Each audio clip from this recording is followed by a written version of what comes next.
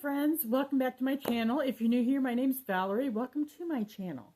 All right, guys, I have not been filming for like ever. It's been, I think, like over 3 weeks. So I wanted to come on here and give you guys a life update. Life has just gotten so out of control and crazy.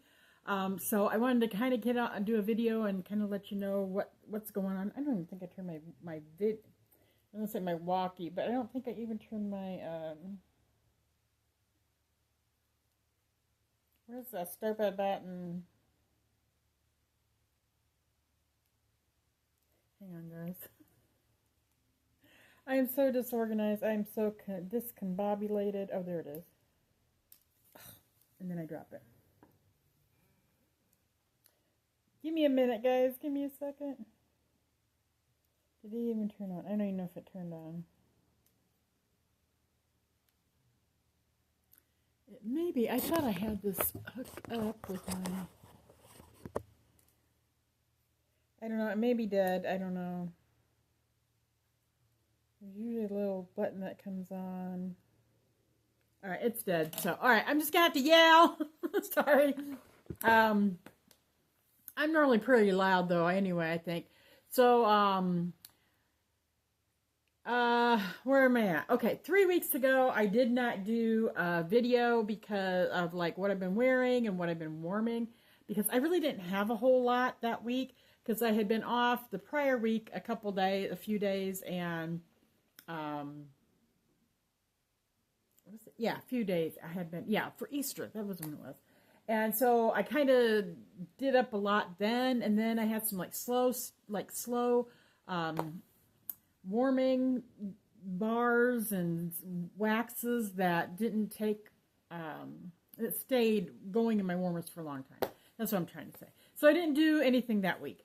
And then I had some other content that I was kind of uploading that I had already pre-recorded. So, and then after that, I'll tell you what, guys, stuff has hit the fan. And I've been to, I think, every hospital in the area, doctors, and all this. I've just been horrible. And it's not my health at all. It is my mother's. So I don't know if any of you saw the video where I talked about her. I had a family emergency. My mom passed out, and she fell, and she broke her face, her cheekbone here and right here, and she had bumped her head here, and her whole face was like black. I mean, black down into here. Oh, it was horrible. And it was even black over here in her nose. She kept having bleeding in her nose, and they had to pack it, and I mean, it was a bad fall. I think she hit the door jamb. It may have bounced off of that one and went to the other side and hit over here, because she had both sides of her face and head. She had contusions. All right, so I got her to the hospital, and then they did ultrasound, and not ultrasound, they did a CAT scan and other testing and so forth.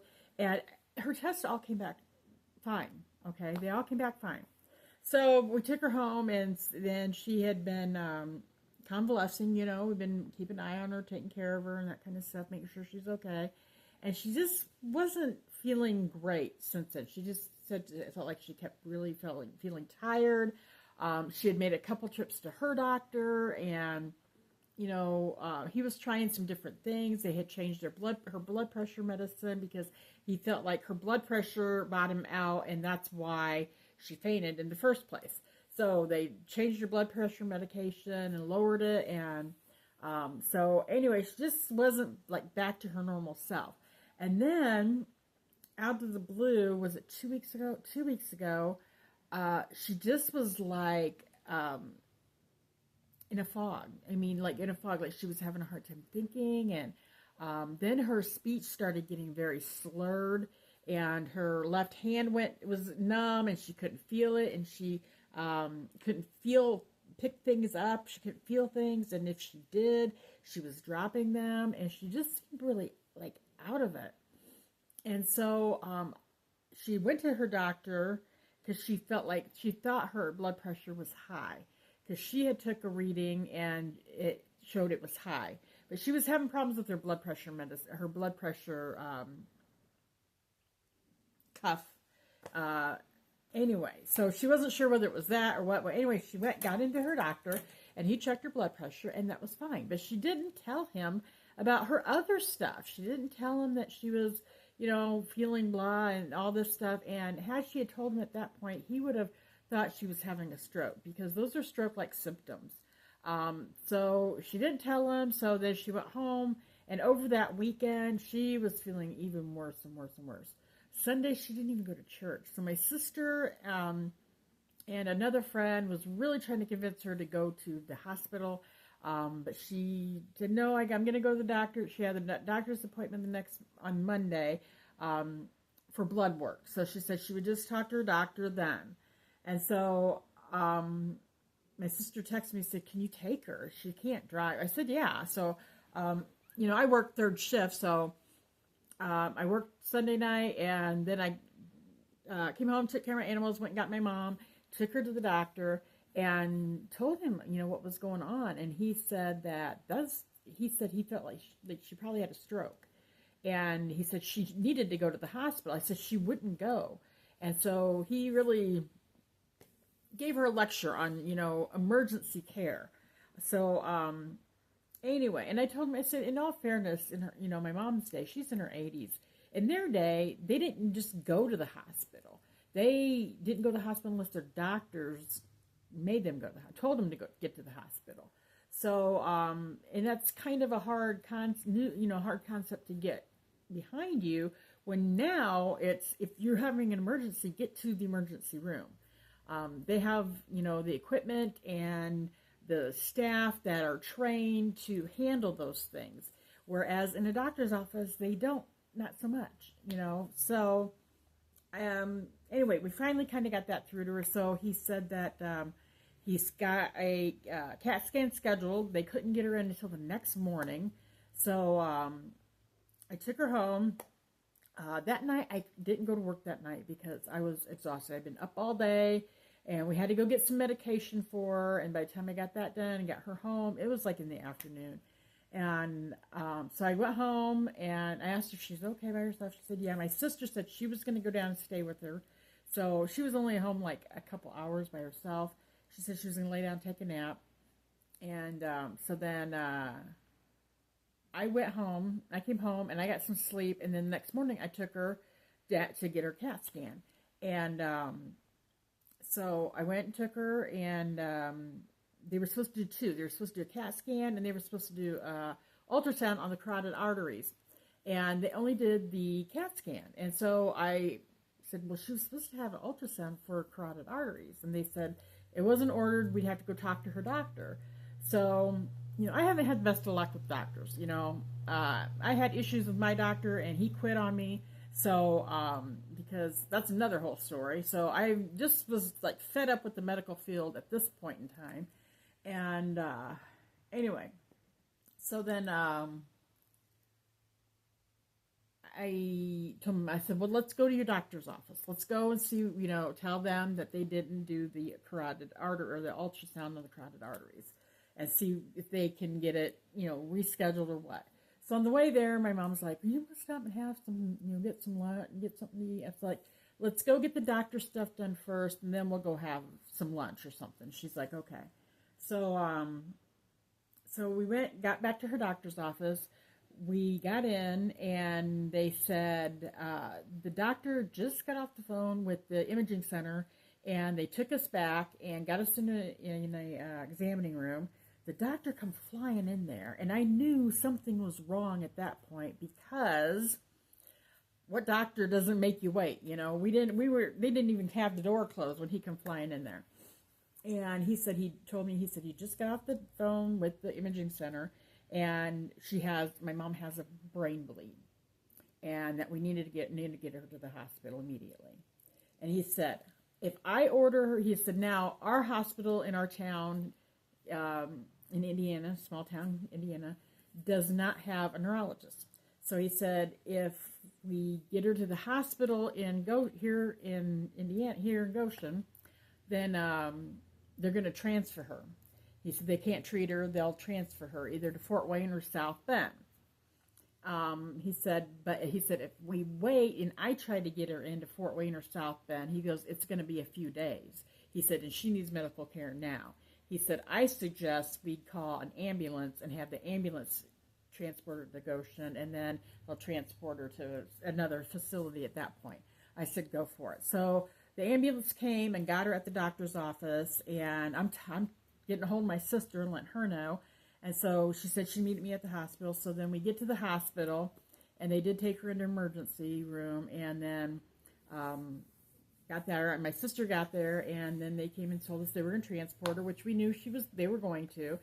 They did a CAT scan there. They did some other blood work and stuff there too.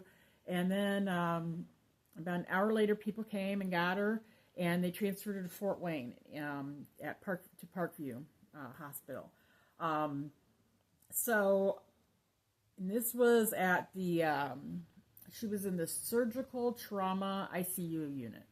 So, and it is an hour, little over, it's like, everything is an hour away from where I live. It always takes me an hour and 20 minutes, hour and a half to get there, because I always have issues with traffic or whatever.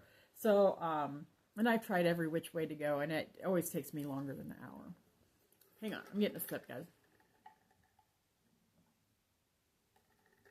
So, since we're on such different schedules and stuff, my sister and I both drove our own vehicles, but we had to go to my mom's house in Syracuse because she needed, she has a cochlear implant in one ear, and she has a hearing aid in the other ear, so she needed her things to recharge them because, you know, she's going to need to know what's going on medically when they speak to her and ask her stuff. So she can read lips to a degree, but she really needed those. So we flew down there, got a few things for her, and then we took off and went to Fort Wayne. And oh my gosh, guys, on the way there, I almost get in an accident because I'm driving. It's a 2-lane road. I'm driving down the road. It's raining out and foggy, kind of foggy and nasty, and there's cars coming this way past me, and I'm going this way, and all of a sudden I see this deer on its side, this head facing me, and it's sliding across the road towards me, and I'm like, oh my gosh, I think somebody had just hit it on the opposite side, and so I'm like, oh my gosh, I can't hit this deer because I knew it would just damage the crap out of my car, and I'm trying to get to the hospital for my mom and everything, and I think God had to be with me that day because I thought, okay, I'm getting in the center. So I got there was a car passing me, and it looked like it got over, and I came over and was like in the center, you know, there was like just enough space for a car this way. I'm going down the center with the you know, the yellow line. I'm in the center of the yellow line, and the deer just passed around me. And then my sister's right behind me, so I hurried up and looked, made sure she didn't hit it. And so we were fine, but freaking me out. I mean, I'm telling you, it's bad things.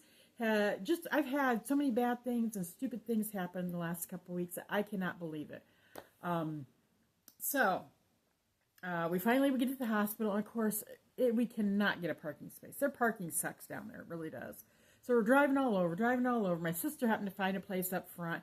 I had something all the way out back, and it's raining. So by the time I get into the hospital, I'm wet and everything. So we go upstairs where she's at, find out where she's at. We go upstairs, and they said that they're still working on her and that we had to wait. So we waited probably close to an hour before they even let us go back there. And she said they had been working on her. They did another CAT scan. They took blood. They have her hooked up to all machines and got her admitted and all that stuff. So, and I know all that takes a while. She got the most excellent care she did. Parkview is amazing. That unit was awesome. There was one nurse to 2 patients, and they have a window in between the 2 rooms that they are taking care of, and they can look in and visually see them, plus all the monitors and all that kind of stuff as well. And they were, you know, constantly in there making sure she was okay. Did she need anything? That, you know, they were just wonderful. And for us too, you know, they were great for the family as well. So then the neurologist, I mean, we weren't in there very long, and here comes the neurologist. I mean, he's right there, and he's a surgical neurologist too. He does the surgery. does surgery, and went in there, and he told us, explained to us that she had old blood in her brain, and that the brain had been bleeding, and he said and it's all old blood in there, and that the way they can tell is on a CAT scan. If it's old blood, it's like brown, and if it's new blood, it's white. And he said it's pretty much all. He said he couldn't see any white; it was all brown. So he didn't think her brain was still bleeding, but he said we have to get that out of there. There's nowhere for that to drain out and leave. And what it was doing, it's pressing up against the brain and shifting the brain over. So that's why, she had stroke-like symptoms, her slurred speech and her slow thinking and her, left hand. So he advises of a couple different things, and my mom decided she wanted to go ahead and have surgery. That was one thing he advised us. So she went in, and he said he was going to drill 2 holes in the side of her head, and he would drain it and then wash it with water, he would like flush it and wash it with water to get all that old blood out of there. Or he may only do 1 hole. He doesn't know until he gets her in there and all that kind of stuff. So it ended up being, they did surgery the next morning, and he only had to do 1 hole, thank God, and got all that drained, and then they kind of plugged it temporarily because he wanted to do another ultrasound the next morning to see how, just to make sure there was no continual bleeding. So they kept her overnight and all that kind of stuff. So, we felt confident she was good. She was kind of druggy. At first, her memory was kind of like, she couldn't remember how she got to the hospital. She didn't know why she was there. So that was kind of really scary. And she was struggling with some short-term memory stuff, but he said it's going to take a while for the brain to kind of go back. But he said he talked to us right after surgery. And he said that he looked and he saw that the brain was coming back, shifting back where it was supposed to, so that, there was going to be some healing. It's going to take some time for her to heal. So, so she was struggling a little bit with some short-term memory stuff. Long-term memory, she was pretty good. They kept asking her birthday and, who the president was and what the year was and all that kind of stuff. She was very good with that. It was just something that somebody had told her, like an hour later, she couldn't remember. She would ask, what did they say? Or, that kind of thing. It was a short term. So anyway, then that was on Wednesday, and then Thursday, so I had to go to work that night because I didn't go to work Tuesday night. I didn't go to work Monday night, Tuesday night, so I had to go to work Wednesday night. So I left and came home and slept a few hours and went in and worked and all night. And then I go down there Thursday morning. So I come home, take care of my animals after work, and I get down to Fort Wayne, drive the hour and a half to Fort Wayne, and they're going to release her. I'm like, oh my God. My sister wasn't going to get off work till later in the afternoon, and she goes, you want me to come down? I said, no, I'll do, I'm here, there's no sense of her coming down. So then by the time they got her released, and I got her home, and all that kind of stuff, got her settled in, it was like afternoon. So my sister, and they said we had to be with her for a couple days. So they had some medications that needed to be picked up, which was all the way back in our town. Well, I don't want to have to drive my mom in the vehicle after surgery to get, her medication. So I texted my sister, said, can you pick up her medication? She said, before you come down? She said, yeah. So then she came down, and she stayed with her Thursday night. Thursday night, so I could come home and sleep, because I hadn't had any sleep for over 24 hours, guys. I was up over 24 hours. I was so exhausted. So I slept for a few hours, and I hadn't had much sleep in between time, I'm telling you. So yeah, because Tuesday night, I didn't get home till 7, and then I slept for a few hours, and we had to be back at the hospital in Fort Wayne at 6 in the morning before surgery. So it was like no sleep at all last couple weeks. Anyway, so then, I'm trying to make this quick and easy, I'm sorry, or quick and fast, So where am I at? So, yeah, so we have been taking shifts the last several days. It's been a week now, a little over a week now since she's been surgery, about a week and a half now, actually. So, she had to take anti-seizure medicine for the first 6 days, and that kind of made her groggy, and I think it slows the brain down because she was still kind of, tired and exhausted and having difficulty with some short-term memory stuff. But each day she was getting better and better. Now she's done with that, and she has a lot more clarity. Her short-term has gotten much, much better. She had a doctor's appointment at her regular doctor Thursday, and I took her to that, and that they didn't check any of that stuff though. They just checked her blood pressure and asked about everything that they did at the hospitals, and updated all her files and that kind of stuff. So yeah, and then I actually did take her out to lunch before then. If you're up to it, and she said yeah, and she hadn't been out of the house for over a week, so we did go and have a quick lunch before we went to the doctor's appointment, and then I took her home. And she was pretty tired after that, so she lay down to take a nap and so forth. So the last few days, she's been kind of on her own, a few hours here and there, and which I think's good. I think that's good for her. She does have a walker, so she can use that if she needs to at home, because she is a little bit, kind of off balance a little bit yet. So I think that her brain injury is continually healing.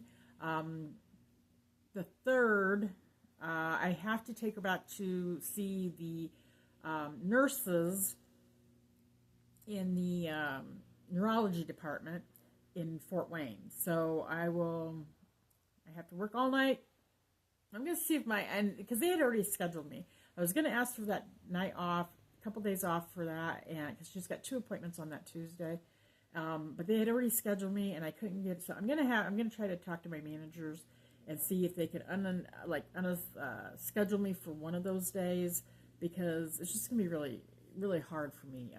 If not, I'm gonna have to leave work early Monday night, like Tuesday morning, because I don't get off work till 7, and I have to be in Fort Wayne by like 9:45, and I have to run home first, and I don't want to have to rush.